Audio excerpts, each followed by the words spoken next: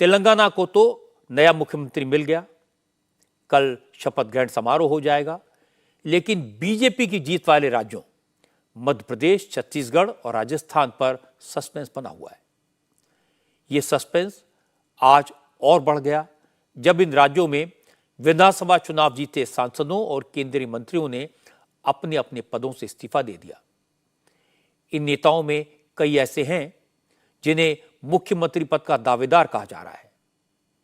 जैसे मध्य प्रदेश की बात करें तो यहां 7 बीजेपी सांसदों ने चुनाव लड़ा, इसमें से 5 जीते और 5 ने आज इस्तीफा दे दिया। बाद में इन सभी सांसदों ने प्रधानमंत्री मोदी से मुलाकात की। इस्तीफा देने वाले 5 सांसदों में से 2 तो मिनिस्टर थे। नरेंद्र तोमर और प्रहलाद पटेल ने संसद और मंत्री पद दोनों से ही इस्तीफा दिया, जबकि राकेश सिंह, राव उदय प्रताप सिंह और रीति पाठक भी अब लोकसभा से इस्तीफा देकर मध्य प्रदेश की विधानसभा में बैठेंगे। मध्य प्रदेश के जिन 5 सांसदों ने आज इस्तीफा दिया उनमें प्रहलाद पटेल के नाम की चर्चा मुख्यमंत्री पद के लिए की जा रही है, लेकिन वो फिलहाल इस पर खामोश हैं। प्रहलाद पटेल ने कहा करीब 3 दशक से वो सियासत में हैं और पार्टी ने उन्हें जो भी काम दिया, जो मौका दिया, जो अवसर दिया, उसके बदले वो ताउम्र पार्टी की सेवा करते रहेंगे। अपनी पार्टी का हृदय से धन्यवाद करता हूं।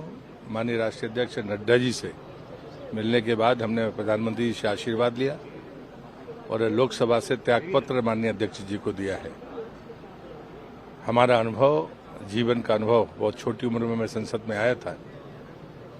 इन 3 दशक से ज्यादा का समय यहाँ का है, जो एक जीवन का बहुत बड़ा अनुभव है।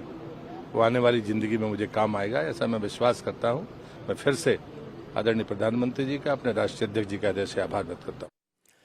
मध्य प्रदेश में मुख्यमंत्री कौन बनेगा, बीजेपी ने अब तक इसके संकेत नहीं दिए हैं। ऐसे में सीएम पद के सभी दावेदार वेट एंड वॉच की पॉलिसी अपना रहे हैं। शिवराज सिंह चौहान जनसंपर्क में जुटे हैं। आज उन्होंने छिंदवाड़ा में लाडली बहनों के पैर धोए। मध्य प्रदेश में बीजेपी की जबरदस्त जीत की एक बड़ी वजह लाडली बहना योजना और महिलाओं का सपोर्ट को माना जाता है। शिवराज ने भी अपनी जीत के लिए लाडली बहनों को शुक्रिया अदा किया, उन्हीं के साथ खाना खाया। जब इंडिया टीवी के संवाददाता अनुराग अमिताभ ने शिवराज से पूछा क्या उन्हें मध्य प्रदेश का अगला सीएम कहा जा सकता है, तो शिवराज ने कहा वो पार्टी के साधारण कार्यकर्ता हैं। बात ये चल रही है कि कोई नया चेहरा भी आ सकता है। भारतीय जनता पार्टी का कार्यकर्ता हूँ, एक मिशन के लिए काम करता हूँ। मेरी चिंता का विषय ये नहीं है कि कौन कहाँ रहेगा। मैं जो काम कर रहा हूँ पार्टी के लिए, मेरी तरफ जो काम है वो मैं करूँगा। इंडिया टीवी के कार्यक्रम में आपने कहा था अगर आपको जो पार्टी है वो झाड़ू लगाने को कहेगी तो भी वो करेंगे। तैयार है क्या काम? वही तो असली कार्यकर्ता मित्र, कि जो काम दिया जाए वो करे। एक आखिरी सवाल, क्या मैं मध्य प्रदेश के मुख्यमंत्री से बात कर रहा हूँ, ऐसा कह सकता हूँ? मैं तो भारतीय जनता पार्टी का कार्यकर्ता हूँ, कार्यकर्ता का पद परमानेंट। शिवराज सिंह चौहान कह रहे हैं कि वो पार्टी के कार्यकर्ता हैं और ये उनकी परमानेंट सीट है। विधानसभा चुनाव में पार्टी को जबरदस्त जीत दिलाने के बाद अब शिवराज ने अपना नेक्स्ट टारगेट रखा है लोकसभा चुनाव के दौरान मध्य प्रदेश में क्लीन स्वीप करना। मध्य प्रदेश में लोकसभा की 29 सीटें हैं, 28 सीटें तो बीजेपी के पास अभी भी हैं, 1 सीट कांग्रेस के पास है और अब उसी 1 सीट को फतेह करने के लिए शिवराज ने अपना मिशन 29 छिंदवाड़ा से शुरू किया। छिंदवाड़ा सीट से फिलहाल कमलनाथ के बेटे नकुल नाथ पार्लियामेंट के मेंबर हैं। आजादी के बाद से अब तक कांग्रेस इस सीट को लगातार जीतती रही है। छिंदवाड़ा कमलनाथ के परिवार की पारंपरिक सीट है, लेकिन अब शिवराज ने ठाना है कि इस बार छिंदवाड़ा में भी कमल खिलाना है, इसलिए आज वो छिंदवाड़ा पहुंचे और यहां से मिशन 29 का ऐलान किया। देखो, आज से हम शुरू कर रहे हैं मिशन मध्य प्रदेश का मिशन 29। मिशन 29 और मिशन 29 का मतलब है मध्य प्रदेश में लोकसभा की सीटें हैं 29 और मेरी दिल से इच्छा है और उसके लिए हम सब मिलकर दी जान एक करेंगे। जैसे विधानसभा के चुनाव में मैं कभी रात को 2 घंटे से ज्यादा नहीं सोया। मैंने 20-20, 22-22 घंटा काम किया है। वैसे ही ये सुन लेना, मैं चैन की सांस नहीं लूंगा। आप बताओ, फिर से मोदी जी को प्रधानमंत्री बनाना है? फिर से मोदी जी को प्रधानमंत्री बनाना है? फिर से मोदी जी को प्रधानमंत्री बनाना है? तो 29 की 29 सीटें भारतीय जनता पार्टी को जिताना है। पिछली बार छिंदवाड़ा रह गई थी। मेरे बहनों और भाइयों, जनता से भी कह रहा हूं, कार्यकर्ताओं से भी आह्वान कर रहा हूं कि इस बार छिंदवाड़ा का सबसे सुंदर कमल का फूल भारतीय जनता पार्टी को यहां से जिता के मोदी जी को भेंट कीजिए। बोलिए, तैयार हैं सब? मध्य प्रदेश में शिवराज सिंह चौहान को चुनाव के दौरान मुख्यमंत्री के तौर पर प्रोजेक्ट नहीं किया गया था, लेकिन वो लगातार फुल एक्शन में थे। चुनाव खत्म हो गया, उन्हें नहीं पता कि वो फिर से मुख्यमंत्री बनेंगे या नहीं, लेकिन वो अभी भी फुल एक्शन में हैं। आराम से घर पर बैठकर इंतजार करने के बजाय वो पिछले 3 दिन से मैदान में उतरे हुए हैं। कभी लाडली बहनों के बीच, कभी दलितों पिछड़ों के साथ, और आज छिंदवाड़ा में कैंपेन करते नजर आए।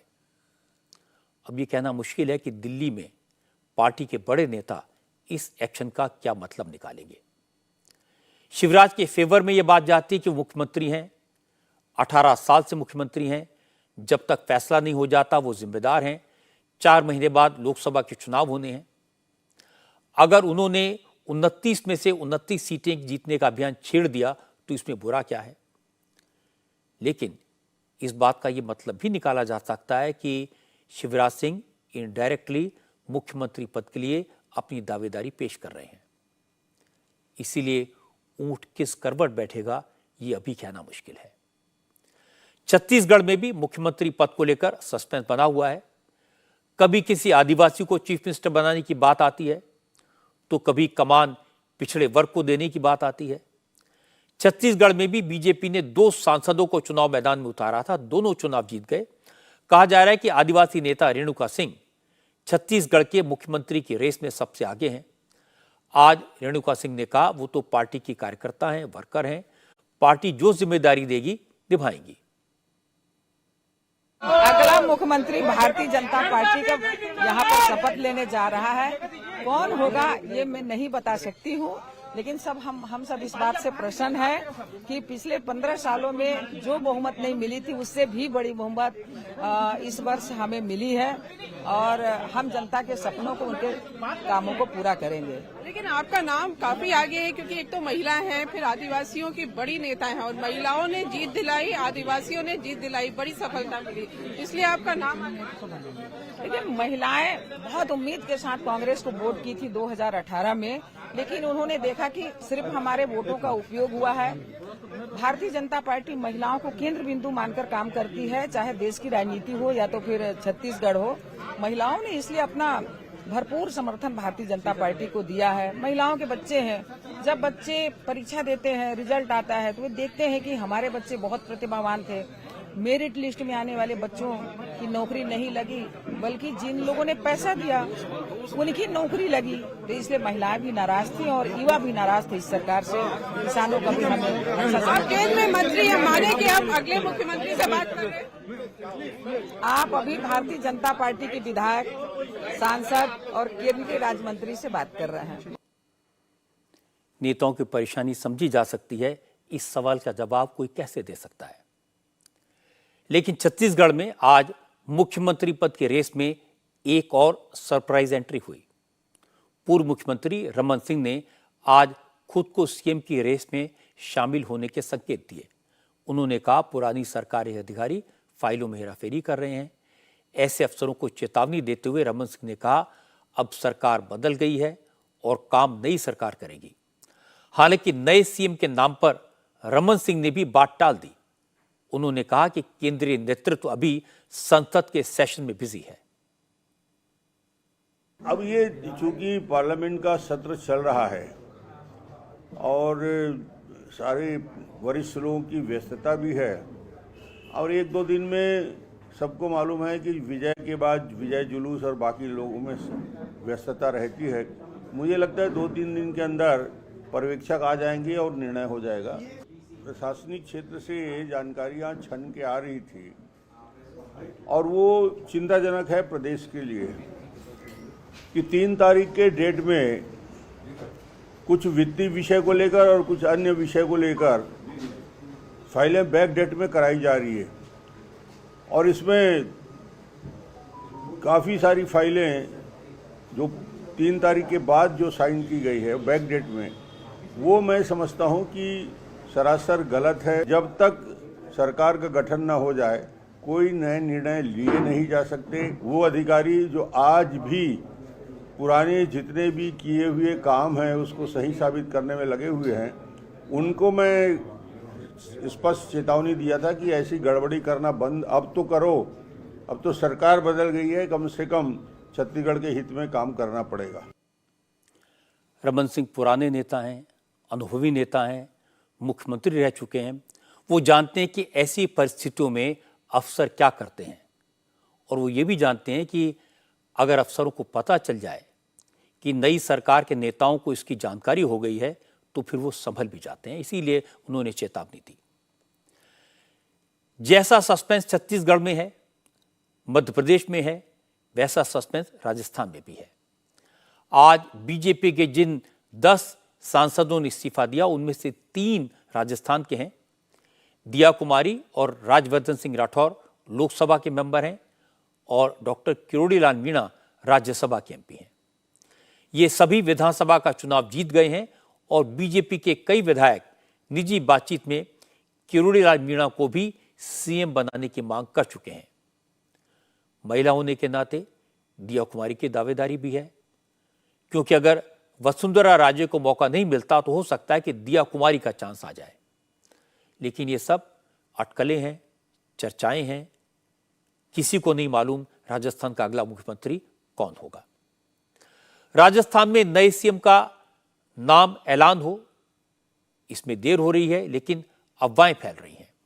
हालत यह हुई कि आज बीजेपी को ऑफिशियल ट्विटर हैंडल से एक लेटर पोस्ट करके बताना पड़ा कि राजस्थान के मुख्यमंत्री पद के लिए जो नाम फैलाए जा रहे हैं वो फेक न्यूज है।